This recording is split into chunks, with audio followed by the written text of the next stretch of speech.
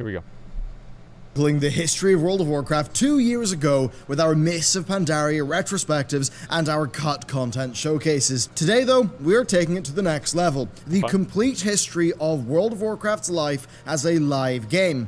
Every patch in every expansion in this a new regular series. So, subscribe, hit that bell button, and let's begin. That's a lot. Nixium new video? Well, we're just going to watch this, and we can watch the Nixium one after that, okay? Patch 1.1 launch day. Release day, patch 1.1. Excitement, wonder, and perhaps a little bit of frustration. After all, that install process took 5 CDs. Once you have the game finally installed, though, you are greeted with that exceptional opening cinematic, your server selection, and character creation. A screen that many were stuck at for hours as they looked at online random name generators and tried to come up with something. And after all that was done, you were off on your way to Azeroth. And despite being released, this was not the first version of Azeroth. The game had went through an extensive beta testing cycle, and as such, its launch patch 1.1 had huge changes, with the first hitting players as they made their characters. Racials. First off, adding to how difficult it was to decide on a character, racial traits and abilities were introduced with this patch. Prior to this, the races in the game were only separated by their base stats, something that had been a staple of RPGs in the past. I feel like almost all, like, doesn't Dungeons & Dragons have racial abilities? I'm like 90% sure it does. So I feel like racials and all that stuff was already in fantasy games to begin with. After all, we'd rather be punched by a gnome than a tauren. Yeah, probably. Now, due to the power of these new racials, back in 1.1, players absolutely could make the wrong choice, although for many, the difference in racial abilities was overshadowed by the fantasy of playing the character that they wanted. At this early stage in World of Warcraft's life, endgame had not even been reached, so min-maxing just was not on people's radar. Yeah, nobody gave a fuck. int for being a gnome, that was great, but hey, some people had standards. In reality, the racial traits did feel quite major, though. True. And they would go on to add a lot of flavor to people's choices. Gnomes having escape artists to break through roots and snares made them feel like the slippery little gits that they are. See, I forgot even escape artist was a cast. I forgot all about that. I thought that was just a button you just push, but you used to actually have to cast escape artist. What the fuck, man? While undead had access to cannibalize, allowing them to heal out of combat by eating corpses. Grotesque, yes, but those little things really did help define the experience of players. Now, sure, there were some less interesting racials, but even they did manage to guide players towards certain fantasies and playstyles. Giving tauren a bonus to herbalism did not amount to much of a gameplay benefit, but because it primed many tauren players to pick herbalism, it would reinforce the idea of them being a race of gentle, flower-picking people. That same thing goes for some races that had bonuses to weapon skills. It was a small bonus at best, but orc players would likely stick with axes, while human players would likely make use of swords and maces. Lots of little touches like this. Wait, didn't humans have mace specialization too? I think they did. Am I right about that? Yeah. Yeah, okay, I thought so. And then dwarves had only mace specialization. Yeah, but it's because humans were just better than dwarves. But, you know, it's the way it goes. And guns? Well, yeah, guns, yeah, of course. The dwarves, that's the America race, okay? Reinforced the fantasy of the world. Guns and maces. Really guided players' behavior, ultimately shaping how we all imagine Azeroth's denizens. 1.1, though, did bring far more, bringing World of Warcraft far, far closer to content completion. Patch 1.1 added a Nyxia's Lair and Molten Core, mostly. Instead of having full loot tables, they actually dropped placeholder gear at this stage, and this does suggest that Blizzard knew it would take quite a while for people to reach the end game of World of Warcraft. Yeah, it took most people months. These raids were mysterious end game areas that required completing... Wait, I started leveling whenever I was on summer break between like 10th and 11th grade, and I didn't hit 60 until I was in school. Like, I was like maybe like a few weeks, maybe a month into school before I even hit 60. It took me months. Pretty major quest lines to actually enter. Many players weren't even sure what a raid was at this stage. And despite being available from launch, the first raid boss to die, Molten Core's Lucifron, wasn't killed until the 20th of January. That's over 2 months after World of Warcraft launched. Wow. And while Nyxia herself did fall on the 30th, making the first raid complete, Ragnaros would defend the Molten Core until the 25th of April. A pretty massive time as compared to today's raid bosses. Yeah. Gearing up and completing raids really was a long-term goal in this era, and I think those timelines really do show it. Patch 1.1 also added a ton of quests across the world, with both the Eastern and Western Plaguelands seeing major additions. Then also, prior to 1.1, the Horde really got the short end of the stick, as both Ashenvale and Desolus were, well, desolate for them. 1.1 changed that, greatly bolstering the Horde questing on Kalimdor, giving them a lot more variety than just shades of red and brown. Going from Durotar through Barrens down to Thousand Needles and then into Tanaris, well, that would have left some unfortunate players staring at dirt and dust for weeks. The Barrens, of course, being so central to the Horde is what defined a significant portion of early leveling for those players, and we all know what Barrens chat was like back then. If you didn't experience it, well, I think you know its reputation. The beta's end, alright? Patch 1.1, as well as adding things, also removed a lot of failed beta experiments. Blizzard had many ideas for the game, and not all of them were winners. To begin with, they replaced the Tauren's plains running ability. Now, this was basically just a ramping move speed increase. This is, it basically increases your running speed. The longer you run, the faster you go up to a maximum speed. You cannot use plains running in combat, underwater, or indoors. So you basically, like, Tauren would pretty much have the exact same ability as what are those guys that are the cats or the dogs, Gilneans, or what are they? Worgen. So they would have the same fucking thing, and it never actually made it to live servers, unfortunately. I don't think that it did. Maybe it did, I don't remember. But I thought this was always a really fucking cool thing that Taurens had in favor of learning a mount skill. As they ran, they would get faster and faster until they reached the appropriate mount speed after 10 seconds. Unlike regular mounts, this would cancel on hit, not just on days, as well as upon stopping movement, and this made for a very start-stop experience for torrent movement during the beta. Funny, of course, in an attempt to keep it balanced with mounts, Blizzard sort of had to make it that frustrating in the past. If it did not get cancelled on a hit, then Tauren would have been able to move at epic mount speed in combat, making them both very powerful in PvE and PvP, especially for hunters who could attack they're on really the move. big cows. Of course, that's not all. Players They've also be reported strong. activating it when they didn't want to, with that's unexpected speed boosts, leading to all sorts of catastrophes. It's a bit of a shame they couldn't work out the balance of this, because it definitely was a unique thing for the Tauren. While the Kodo mounts that they added as a replacement look fine and do fit the Tauren well, you really can tell they were late additions to the game, as mounted Tauren were not taken into consideration when Blizzard made doors. In fact, the Tauren themselves were so large that they could not jump through the window to get into Molten Core. They instead had to use the entrance located at the back of the Blackrock Depths. That's far from all that they removed, though. Next, we've got a glance at one of the potential missteps that Blizzard swerved away from at the last minute. They reduced the durability loss from combat and added the 10% death penalty to make up for it. Now, before this, there was no death penalty beside having to corpse run, although they did toy with XP loss early on in the beta. On that front, they also changed the spirit healer behavior. Now, we've all been there before. You're exploring an area, you shouldn't get into it, and a mob crushes you. The trek back would be time-consuming and awkward, so you would begrudgingly accept the summoning sickness. Though, in patch 1.1, summoning sickness's duration scaled with your level beyond 10 minutes, and it did 100% damage to all of your gear. Sounds rough, doesn't it? Well, before that, instead, it removed a chunk of your experience.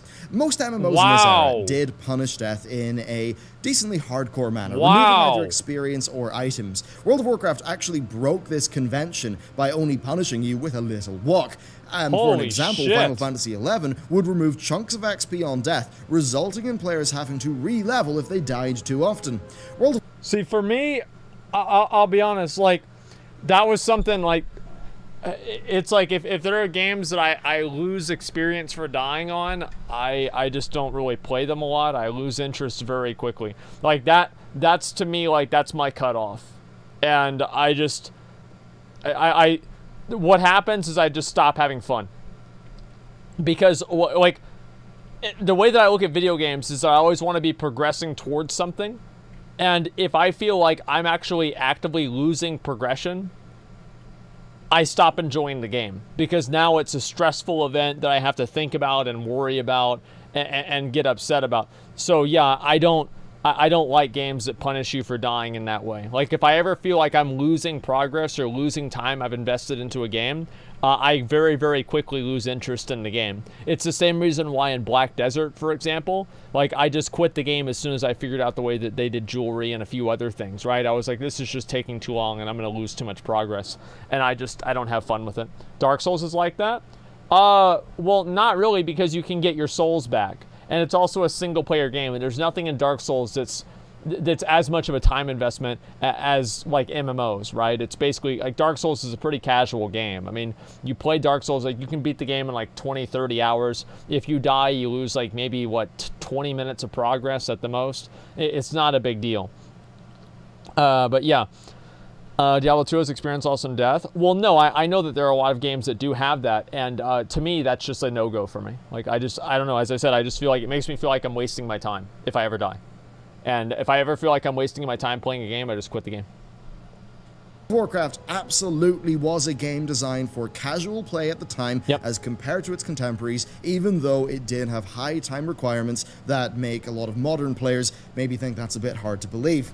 This for sure contributed to why World of Warcraft has been a household name for over a decade. It was pretty easy to get into and very easy to keep on playing. Then for general changes, this patch removed the spear weapon class, renaming it to polearms. They must have figured that using only spears was too limiting, and instead they wanted to use a more catch-all term that would include things like halberds and glaives. They should just call them The classes that could wield polearms in this patch were the hunters, paladins, and warriors, although, like with many classes, they had to find a trainer to teach them. Given that polearms had been underrepresented in the game and the animation set for them They're never still really made sense for a spear or a polearm, this seems like an unimportant change, but it does let us know what Blizzard were thinking at the time. Of course, many lamented the inability to wield a one-handed spear along with a shield for a particular brand of warrior fantasy, and there were other beta casualties, such as rogues no longer having a buckler. Now, on the topic of gear, patch 1.1 also removed the ability to swap armor in combat. Now, before this, anything could be worn or taken off.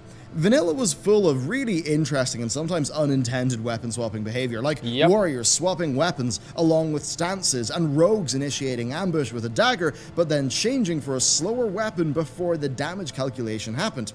More generically, this enabled offhands and on-use effects to be swapped in, activated, and then swapped out, like the Skull of Impending Holy shit, I didn't even know about this one was just wild, particularly in PvP. You see, it would do some self-damage, and that would potentially break a polymorph. Then you would get a 60% move speed buff for 10 seconds. Now, imagine you're a mage, you've polyed somebody, you've blinked away, and suddenly they're running at you at 60% move speed. If it wasn't removed, armor swapping, in addition to things like that, also would have given players the ability to just get naked right before they died in order to avoid durability damage. The best fucking version of that was before they changed being able to not swap your gear in arena as soon as the match begins, is you would queue up and, like, let's say you had like shadow resistance gear or like frost resistance gear from like you know, fucking like tanking or you know, Mother Shiraz.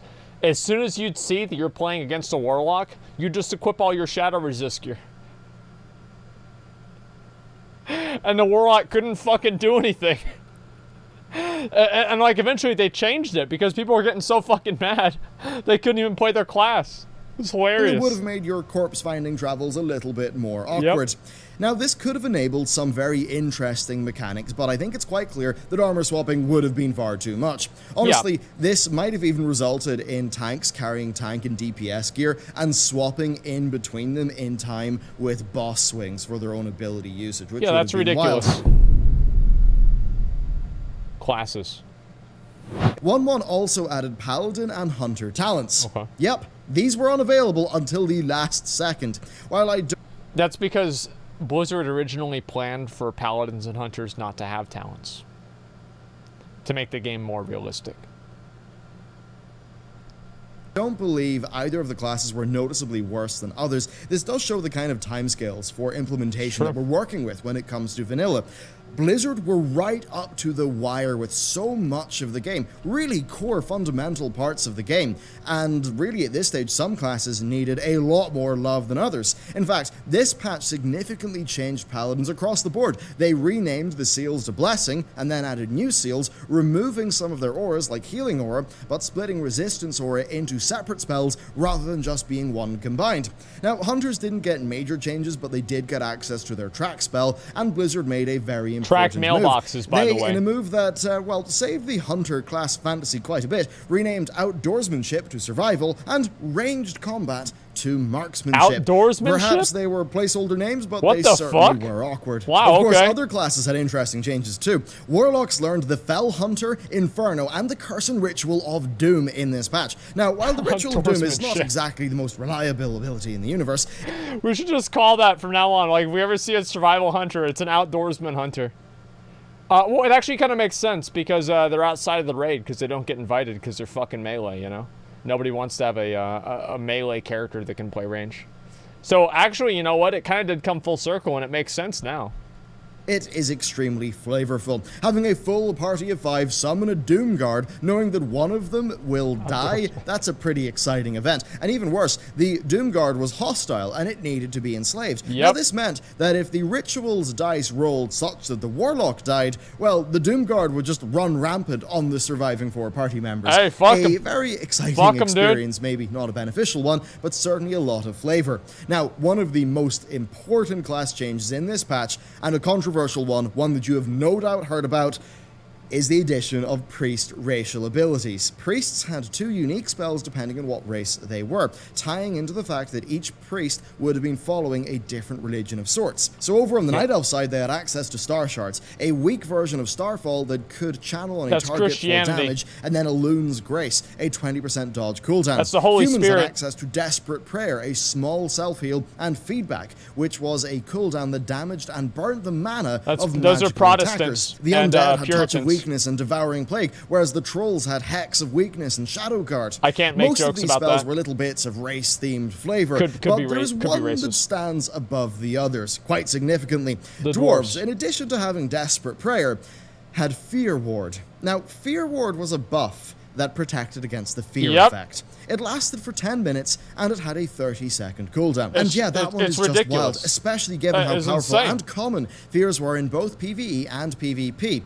This was just an insanely useful spell, and while the Alliance and the Horde had tons of contention over their faction differences, Fear Ward was one of the biggest talking points. That's fucking broken, dude. Like, how does Horde manage without Fear Ward? Yeah, it's fucking insane. Like, every other class, like, I thought Fear Ward was removed as soon as you cast a fear. It was like immunity from one fear. But no. You would just have it on for 10 minutes, like, nobody can fucking fear me. I'm invincible to it now. That's insane, man. Of course, Horde are better? Yeah, right. Priests had this perception of just being the best priests thanks to this one spell, even though the other priest races did have their own advantages. By the time that it became available to everyone years later, Fear Ward had been severely, severely nerfed. There was one more notable change here with classes and spells. Reagents were now required for a multitude of spells. This is another aspect of the role-playing game focus that the game had in this era. Slowfall for mages and Levitate for priests, well, they needed light feathers, and those dropped in various places around the world. I wish we had the stats on the number of players that were falling and just died immediately because they did not have the feathers for their Levitate. So I actually learned this while I was jumping off of something, that you actually did need light feathers to use Levitate. I had no idea about this. It's a big surprise to me.